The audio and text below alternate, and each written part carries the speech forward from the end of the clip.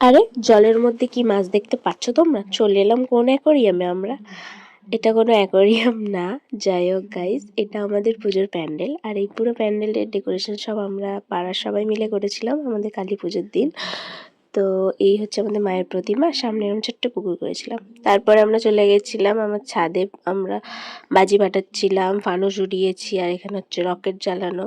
আর এইদিকে গুলগুলিকে দেখো কি সুন্দর বাজি ফাটাচ্ছে। তো সবাই মিলে খুব বাজি ফাটিয়ে তারপরে আমি রেডি হয়ে গেছিলাম হচ্ছে আমার বান্ধবীর বাড়ি, কালী পুজো ছিল, সেখানে আমার ইনভিটেশন ছিল।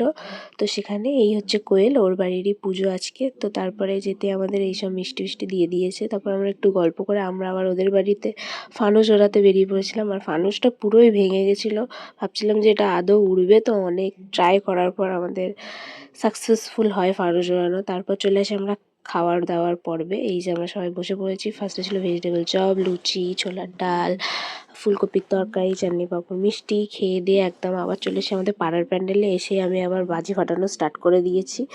এই যে বোম ফাটানো, আমার হাতে তো একটা বোম ফেটেই যাচ্ছিলো। আর সবচেয়ে এই বছর ভাইরাল বোম হচ্ছে এই বিড়ি বোম।